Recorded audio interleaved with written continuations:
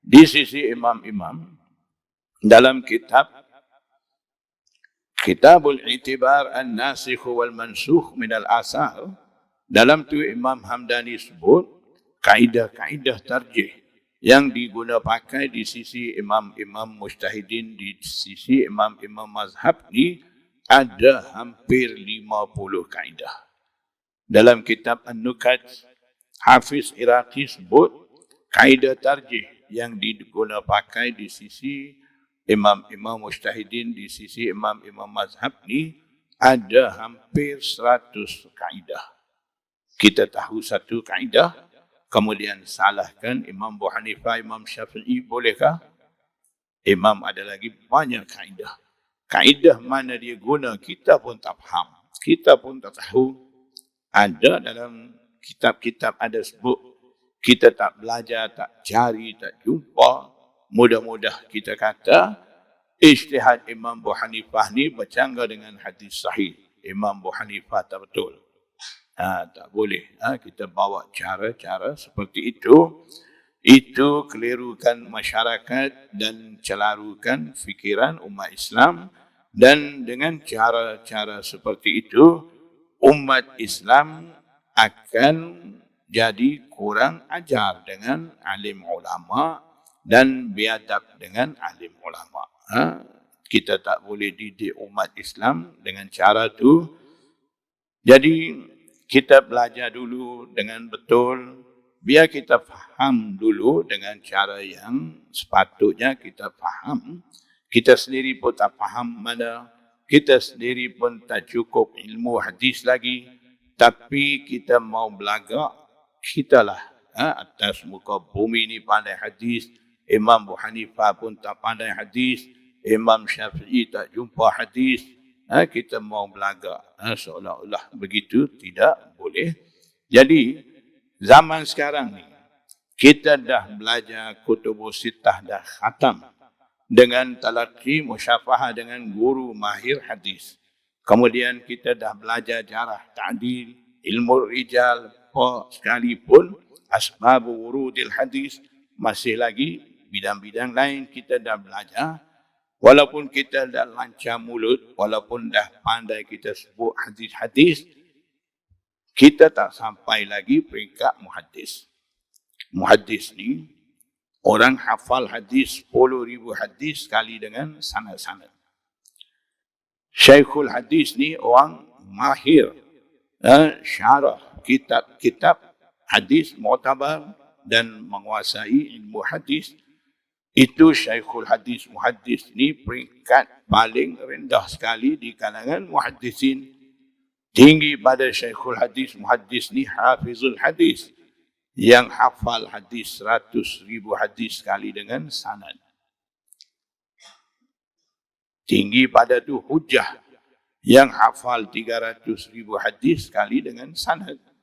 Tinggi lagi pada tu Hakim, yang menguasai keseluruhan ilmu hadis.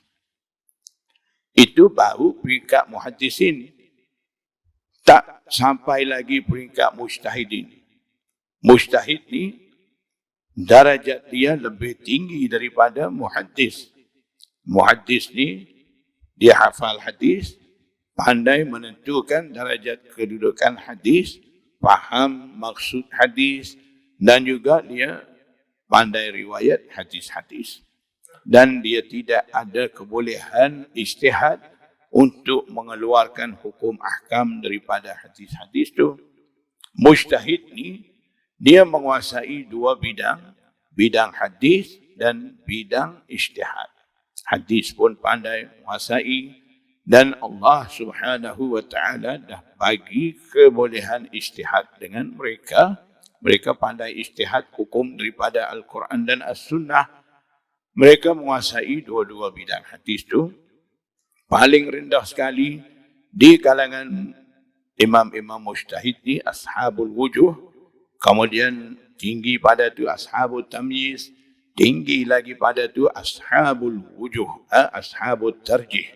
Ashabul tarjih yang boleh buat keputusan ini dalil kuat, ini dalil tak kuat, itu duduk situ. Jadi tinggi lagi pada tu mujtahid fil masail, atas sekali mujtahid mutlak, imam pak mazhab, tu atas sekali. Jadi dalam bidang hadis tinggi sekali hakim, tinggi pada bidang hadis ni bidang ijtihad. Dalam bidang ijtihad pula banyak peringkat, tinggi sekali, tertinggi imam pak mazhab. Imam pak mazhab ni menguasai bidang ijtihad. Allah dah bagi kebolehan ijtihad dengan mereka dan menguasai bidang hadis. Itu mujtahidin. Jadi Imam Abu Hanifah, Imam Syafi'i, Imam Malik, Imam Ahmad bin Hanbal dan juga Imam Bukhari, mereka ni dibilang sebagai muhaddis lagi mujtahid.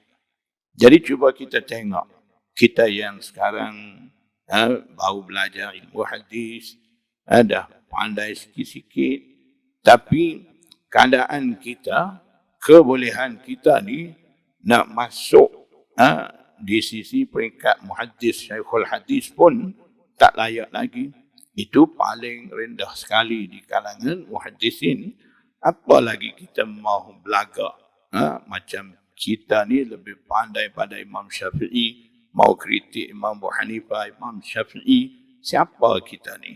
Jadi perlu kita sedar diri, jangan kita bawa cara-cara boleh celaru fikiran umat Islam, agak kelirukan umat Islam, dan dengan cara kita bawa ni, umat Islam dengan sendiri jadi biadab dengan alim ulama dan imam-imam mazhab, dan orang-orang jahil berani kritik dengan imam-imam mazhab, berani kata macam-macam dengan alim ulama dulu. Jangan kita diikut tu.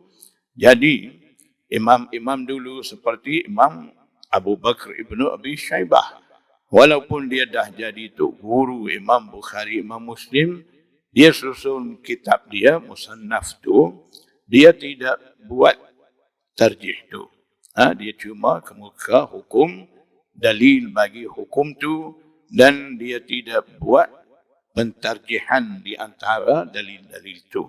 Itulah kitab Musannaf Ibnu Abi Syaibah dan Musannaf Abdul Razak.